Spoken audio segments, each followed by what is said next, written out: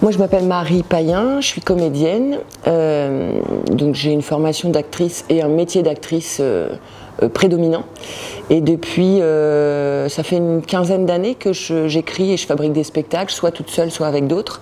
Ce qui fait que ma compagnie s'appelle 1+1+, qui veut dire, voilà, 1+1+, on ne sait pas combien. Mais récemment, les 10 dernières années, j'ai plutôt fabriqué des choses que je jouais toute seule. Il me semble que ce spectacle-là, il part d'un affect de terreur. Il est parti, il y a plusieurs années maintenant, d'une terreur de la fin du monde que je connais. Et comme je ne suis pas la seule à traverser cette terreur ou à l'avoir traversée, j'ai senti que ça pouvait être un motif d'écriture et de toute façon, je n'ai pas choisi parce que quand on écrit, c'est qu'on ne peut pas se sortir de quelque chose sans écrire. J'ai essayé de capter cette chose à travers beaucoup à la fois de recherches documentaires, à la fois, enfin, quand je dis documentaire, ça veut dire de vie, hein, je suis allée vraiment rencontrer tous les gens que je pouvais rencontrer qui connaissaient cette terreur que je vivais, mais qui la transformaient. Et puis après, je pense aussi à toute la recherche de poésie que j'ai menée, parce que quand on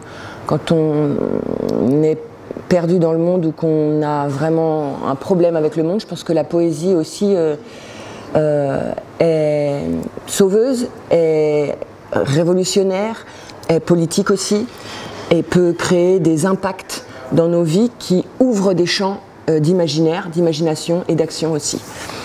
Voilà, donc je me suis tournée vers la poésie et ce spectacle-là est le fruit de tout ce que j'ai pu capter dans ce moment de terreur. Ça donne finalement un personnage quand même, c'est une sorte de personnage qui est là, qui a les modalités un peu du fou. Du fou de théâtre, du fou dans la rue, du fou Artaud, du fou Van Gogh, du fou, voilà, du fou dans l'art. Donc ce spectacle, en fait, c'est un soliloque improvisé. Tous les jours, le texte est réengendré, régénéré par la représentation de la veille et par l'imaginaire du spectacle qui est riche et qui est fort. Et cette fois-ci, j'ai décidé de pousser le bouchon encore plus loin parce que j'ai proposé à un musicien de venir improviser aussi et un éclairagiste d'improviser aussi, qui travaille sur la nuit et le jour. Ça s'appelle La nuit, c'est comme ça. Lui, il travaille sur l'obscurité et sur la lumière.